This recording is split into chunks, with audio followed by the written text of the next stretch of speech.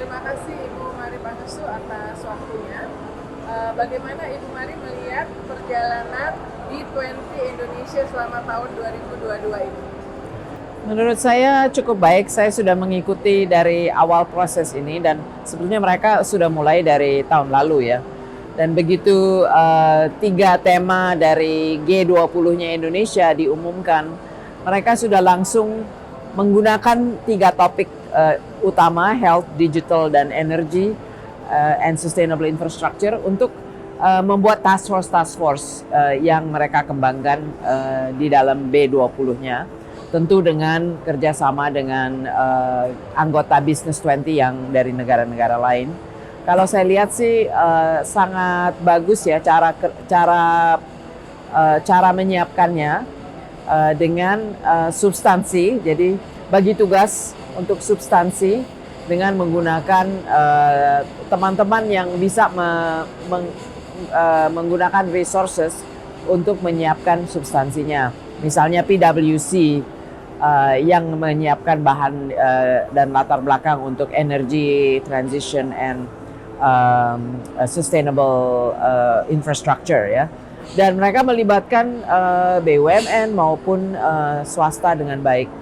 Oke. Nah, dari ada 6 task force ya, plus satu yang dibuat oleh B20. Menurut Ibu Mari, mana yang challenge-nya paling besar? Apalagi dengan melihat situasi geopolitik Rusia versus Ukraina yang belum jelas kapan berhentinya gitu.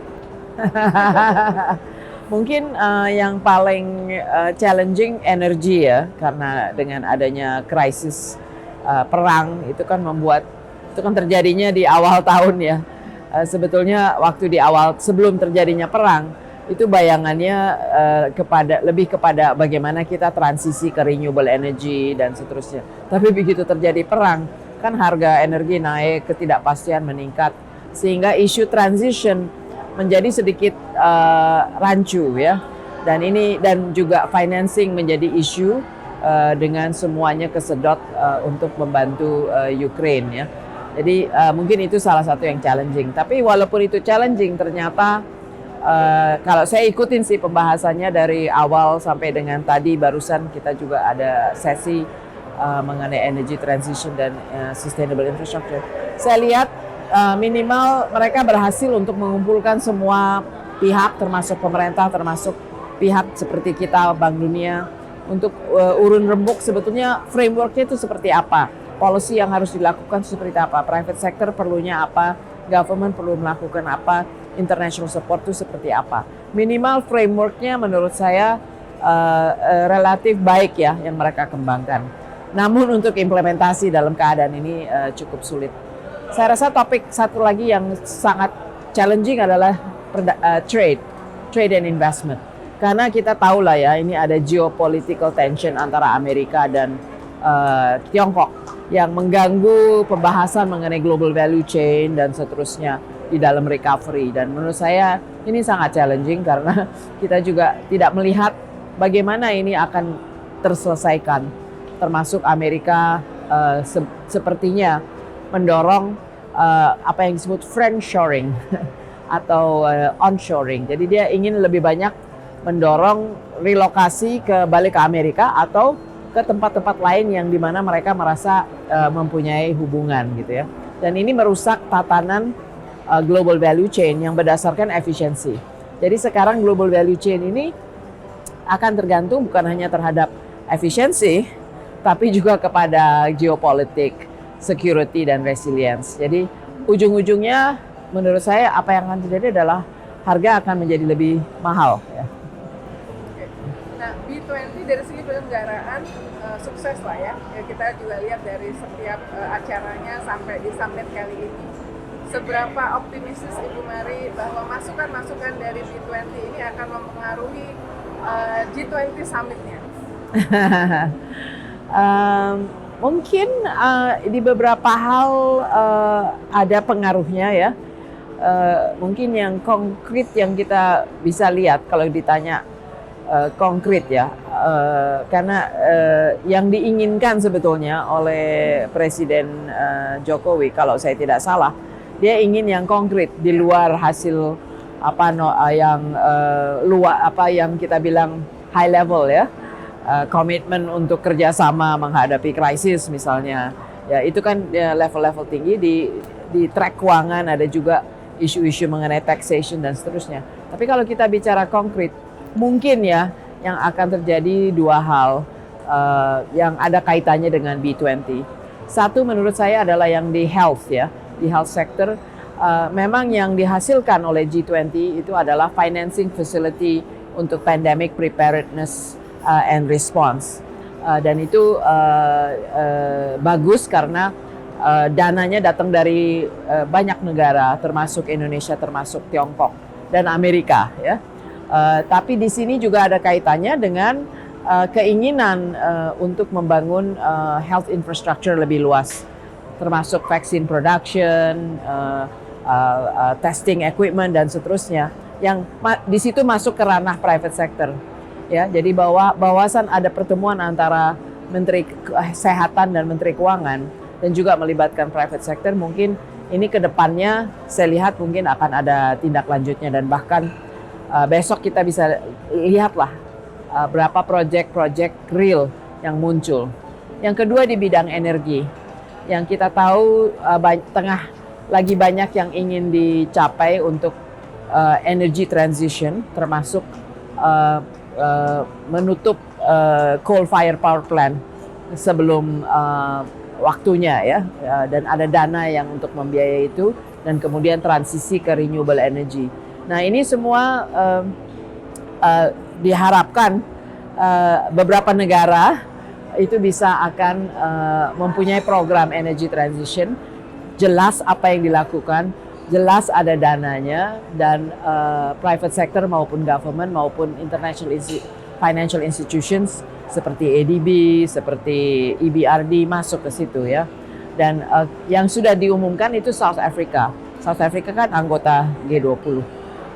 Apakah salah satu yang saya dengar akan diumumkan juga Indonesia ya, dan itu mungkin kita akan dengar beritanya besok, atau saya tidak tahu kapan persisnya diumumkan, mungkin besok saat proyek-proyek yang dihasilkan dari G20 dengan bersama-sama dengan B20 akan keluar. Ya. Kan sebelum ke B20 ini dari COP27 ya, isu climate change, isu ESG itu sebetulnya banyak juga dibicarakan di B20 ya, kayak semacam the future of business itu ada yang itu ya. Nah, beyond dari B20 Summit ini, apa yang Ibu harapkan dilakukan oleh orang-orang B20 ini supaya nggak cuma sekedar udah selesai foto bareng selesai gitu? Ya, kita harapkan tema itu berlanjut, karena tema ini akan berlanjut ya, akan menjadi prioritas untuk bisnis juga ya. Jadi intinya sih ini bukan masalah perusahaan-perusahaan ini harus memenuhi ESG karena ada aturan untuk ESG, terus dia harus bikin checklist ya. Tapi ini lebih kepada bagaimana melakukan mengintegrasi sustainability di dalam perusahaannya, itu makes business sense ya. Dan itu kita lihat shiftnya sudah terjadi sih ya. Waktu Glasgow itu banyak sekali dari private sector yang hadir ya. Di sini juga B20 temanya banyak sekali yang terkait dengan sustainability. Tapi lebih kepada solutionnya apa untuk kita menjadi sustainable supply chain, atau solusinya apa untuk renewable energy, untuk new technologies. Karena kalau mereka tidak ke arah itu, mereka akan pertama sekarang becoming part of sustainable supply chain is part of being competitive ya. Kompetitif dalam arti your buyer maunya lihat yang sustainable. Did you use renewable energy? Did you minimize your carbon footprint, dan so on and so on ya. Kedua, consumers juga menilai apakah suatu perusahaan itu responsible atau tidak ya terhadap sustainability. Ketiga, talent, anak-anak muda apalagi ya. Mereka tidak mau kerja di perusahaan yang tidak mempunyai policy yang baik mengenai sustainability, ataupun bahkan salah satu yang menyumbang kepada emisi ya. Jadi dari hal-hal itu perusahaan mau tidak mau memang sudah mulai berubah, dan itu untuk bottom line, untuk profitnya, untuk bisa attract the right talent, untuk bisa menggunakan inovasi ke depan, dia harus berubah.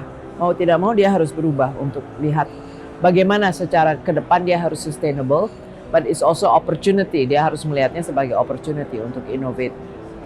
Pertanyaan terakhir, krisis 2023 bagaimana Bank Dunia melihatnya dan Krisis? krisis 2023. Kamu sudah mengasumsi ada krisis. 2023 nggak pakai krisis. 2023 bagaimana Bank Dunia melihat situasi supaya agenda-agenda baik yang disepakati di G20 dan B20 ini tetap bisa berjalan, karena biasanya kalau ada krisis kemudian orang cenderung untuk proteksionis, melihat ke dalam ya, tidak peduli dan sama yang lain. Ya intinya sih kita melihatnya dua hal yang dikhawatirkan. Pertama adalah urusan climate change akan dianggap tidak prioritas karena banyak krisis yang mereka harus atasi. Tapi message utamanya adalah kita tidak bisa tunda, karena kalau krisis-krisis yang lain intinya misalnya krisis ekonomi slowdown atau food crisis, itu semua dalam berapa waktu dia bisa kita balikin gitu ya dengan policy yang right and so on and so forth. Climate crisis nggak bisa dibalikin. Dan ini sudah intinya science sudah melakukan prediksi dan proyeksi, ini mungkin sudah terlambat gitu ya. Jadi kita tidak bisa tunda ya. Dan bagaimana kita bisa bekerja sama dan mendukung negara-negara sedang berkembang untuk mendapatkan dukungan bagi apa yang mereka harus lakukan, bagaimana memprioritaskannya, investasi apa yang diperlukan, dan kemudian mendukung dengan dana-dana yang diperlukan ya, termasuk dari swasta. Ya. Kalau negara maju dia dananya cukup, dia juga harus menjadi bagian dari terus mendorong agenda climate change ya, karena mitigasi yang terjadi terutama dari fossil fuel itu paling banyak di negara maju dan negara middle income yang besar. Ya, tanpa ada penurunan mitigasi, nggak mungkin kita bisa solve climate change kan. Ya, kedua yang di bidang trade, ya, yang tadi kita bahas mengenai global value chain. Karena di resesi manapun, di dalam recovery manapun, trade selalu mempunyai peran. Nah, kalau sekarang trade diganggu dan terjadi defragmentation daripada trade, maka trade sebagai engine of recovery, trade and investment sebagai engine of recovery tidak bisa bekerja seperti recovery proses di masa-masa yang lalu ya. Dan itu salah satu yang menurut saya menjadi hal yang kita harus benar-benar perhatikan. Ya, bagaimana solusinya? Kita tidak bisa menghindar geopolitik Amerika dan RRT. Apa yang harus kita lakukan mungkin perkuat regional antara kita ya, dan kita sudah punya ASEAN, kita sudah punya East Asia, perkuat trade dan investment di wilayah kita, tapi tetap dengan mempunyai kaitan yang terbuka ke Amerika, ke Eropa ya, tapi memperkuat di regional menurut saya adalah salah satu jawabannya.